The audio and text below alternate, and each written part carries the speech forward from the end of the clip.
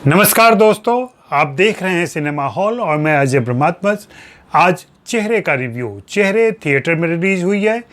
अफसोस की बात है कि यह महाराष्ट्र में रिलीज़ नहीं हो पाई है क्योंकि यहाँ के सिनेमा घर बंद हैं, लेकिन बाकी देश के दर्शक इसे देख सकते हैं।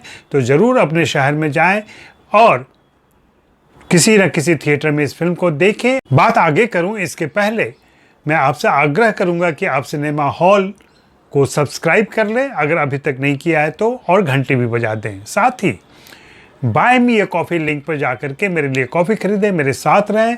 आपका यह कंट्रीब्यूशन मेरे लिए बहुत ही महत्वपूर्ण होता है। तो चेहरे रूमी जाफरी की फिल्म है और इसका निर्माण आनंद पंडित ने किया है। यह फिल्म एक कोर्ट रूम ड्रामा है, लेकिन इसमें कोर्ट नहीं है। यह एक हवेली नुमा मकान में होता है जहाँ पे जस्टिस जगदीश आचार्य रहते हैं और वहाँ उनके दो दोस्त परमजीत सिंह भुल्लर और लतीफ़ जैदी आया करते हैं शाम में समय बिताने के लिए। साथ ही वहाँ भूरिया भी हैं जो कभी जल्लाद थे। जस्टिस जगदीश आचार्य जस्टिस थे और ये दोनों प्रोसिक्यूटर थे, लतीफ़ जैदी, और डिफेंस लॉयर थे भुल्लर।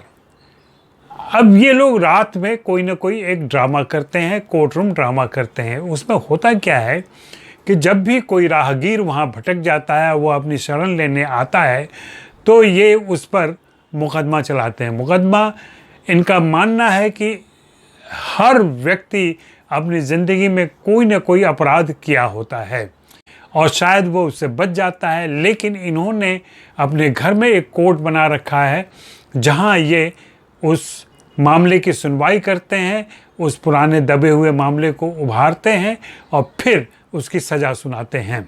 साथ में अन्ना सेविका हैं जो वहाँ रहती हैं और उनका भाई है जो। ये मुख्य किरदार हुए इस फिल्म के। अब इस फिल्म में जो प्रसंग होता है वह यह है कि इमरान हाशमी जो मेहरा हैं और एक प्रमुख एंटरप्रेन्योर हैं, वे एक एड एजेंसी के बॉस हो चुके हैं और उनका कारोबार काफ़ी लंबा चौड़ा है। वे इस सफ़र में हिली एरिया में बर्फ़ानी रात में जा रहे हैं और उनकी कार एक जगह अटक जाती है। वहाँ संयोग से उन्हें भुल्लर मिलते हैं, भुल्लर यानी अनु कपूर, और वह उन्हें अपने साथ हवेली में ले जाते हैं। हवेली में थोड़ी देर औपचारिकताएं होती हैं, उनकी सहूलियत का ध्यान रखा जाता है, उनको सुकून दिया जाता है और बाद में उनके ऊपर ये भेद खोला जाता है कि आप पर एक मुकदमा चलाया जाएगा और आप इसका हिस्सा बने और आप देखें। मेहरा को लगता है कि मैंने तो कोई अपराध किया नहीं है, तो मुझ पर क्या मुकदमा ये लोग चलाएंगे। ये चार बुढ़े हैं जो अपना खेल खेल रहे हैं, चलो हम भी खेलते हैं, समय बीत जाएगा, रात कट जाएगी, और इस तरीके से मामला शुरू होता है। लेकिन धीरे धीरे जब प्रोसिक्यूटर एक एक करके भेद खोलते जाते हैं और अपराध तय करना शुरू करते हैं, तब जाकर हमें पता चलता है कि निश्चित रूप से मेहरा के जीवन में भी एक अपराध हुआ है, लेकिन उन्हें सज़ा नहीं मिल पाई है क्योंकि वह अपराध उन पर साबित नहीं हो पाया था और उन्होंने मिसेज ओसवाल के साथ मिल करके उस पूरी घटना को एक हादसा बना दिया था, एक आकस्मिक मौत के रूप में बदल दिया था। इसलिए उनके साथ कुछ भी नहीं हुआ और वे मज़े की ज़िंदगी जी रहे हैं। लेकिन उस रात जब भेद खोलना शुरू होता है, तब पता चलता है कि उन्होंने अपनी ज़िंदगी में कितना संगीन अपराध किया है, और वह भी एक छोटे से लालच के लिए, अपने कैरियर के लिए और अपनी तरक्की के लिए। यह फिल्म कानून, न्यायालय और अपराधी, इन सब के ऊपर सवाल पैदा करती है। और मुझे आश्चर्य होता है कि इस फिल्म की कहानी लिखते समय रंजीत कपूर और रूमी जाफरी ने क्या सोचा होगा कि रिटायर होने के बाद इन्हें न्याय की बात याद आती है, इंसाफ की बात याद आती है। ये जब प्रैक्टिस कर रहे थे उस समय इन्होंने क्यों नहीं किया था इस तरह की चीज़ें, और क्यों नहीं न्याय के साथ खड़े हुए थे। न्याय की देवी है, उसके आंखों से इन्होंने पट्टी हटा दी है, जबकि कोर्ट में वो पट्टी लगी रहती है। और अब इनका दावा है कि यहाँ से कोई भी मुजरिम बचकर नहीं जा सकता, उसको सज़ा मिलेगी। और यही इमरान हाशमी के साथ होता है, मेहरा के साथ होता है। अगर मैं बात करूँ लेखक और निर्देशक की, तो लेखक ने एक दूर की कौड़ी खेली है और उसमें कुछ हद तक वे सफल रहे हैं। शुरू में एक आकर्षण बना रहता है, एक जिज्ञासा बनी रहती है कि ये भेद कैसे खुलेगा, कैसे जाहिर होगा।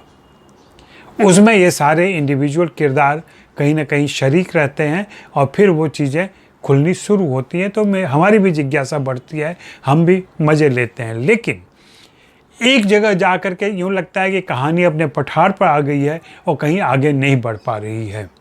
फिर उसके बाद जब हम मेहरा की ज़िंदगी में प्रवेश करते हैं, उनकी निजी ज़िंदगी के किस्से सुनते हैं, तब और थोड़ी सी ऊब बढ़ती है, क्योंकि वह बहुत इंटरेस्टिंग तरीके से पिरोया नहीं गया है कहानी के अंदर, स्क्रिप्ट के अंदर। वह कुछ पैचवर्क जैसा लगता है। खैर, इसके बाद भी बात आगे बढ़ती है और तब एक लंबी सी ऊब पैदा होती है जब लगभग 12-13 मिनट का एक लंबा संवाद अमिताभ बच्चन बोलते हैं, जहाँ वे न्याय की बातें करते हैं, जहाँ वे मनुष्य के अधिकार की बात करते हैं, जहाँ वे अपराध की बात करते हैं, और एक बगैर नाम लिए निर्भया कांड का उदाहरण देते हैं पूरा, और बताते हैं कि 7-8 साल हो गए लेकिन अभी तक वहाँ अपराधियों को सज़ा मिल नहीं पाई है। उसकी घोषणा तो हो चुकी है लेकिन उसको एग्जीक्यूट नहीं किया जा सका है। यह फिल्म उन सारे प्रसंगों पर एक सवाल उठाती है, लेकिन उस सवाल का जवाब न तो फिल्म के अंदर है और न हम समाज में देख पा रहे हैं। यह फिल्म अपनी आरंभिक उत्तेजना और जिज्ञासा कुछ देर के बाद खो देती है। फिल्म में दिग्गज कलाकार हैं, दृत्यमान चटर्जी हैं, अमिताभ बच्चन हैं, अन्नू कपूर हैं, रघुवीर यादव हैं, स्वयं इमरान हाशमी हैं। इमरान हाशमी और अमिताभ बच्चन थोड़ी कोशिश करते हैं, वे स्क्रिप्ट से ऊपर उठने की कोशिश करते हैं, लेकिन बाकी 3 किरदार कुछ खास परफॉर्म नहीं कर पाते, इसलिए कि स्क्रिप्ट में ही दम नहीं है।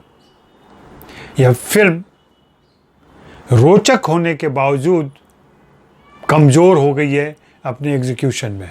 निर्देशक और लेखक जो प्रेमाइस लेके चले होंगे उसका निर्वाह नहीं कर पाए हैं वे अंत तक, इसलिए यह फिल्म ऊब पैदा करती है। थोड़ी देर के बाद यूँ लगता है कि फिल्म कहीं आगे नहीं जा पा रही है, और इसका क्लाइमैक्स तो इतना मनगढ़ंत है कि क्या कहा जाए। वैसे इस फिल्म में लॉजिक की बेहद कमी है, तार्किकता ताक पर रख दी गई है और कहानी को ज्यों त्यों एक निष्कर्ष तक पहुंचा दिया गया है। रूमी जाफरी सफल फिल्में लिखते रहे हैं, लेकिन यहाँ वे जब एक नया मैदान चुनते हैं तो वहाँ वे असफल साबित होते हैं। यह फिल्म निराश करती है। शुक्रिया, मेहरबानी, धन्यवाद।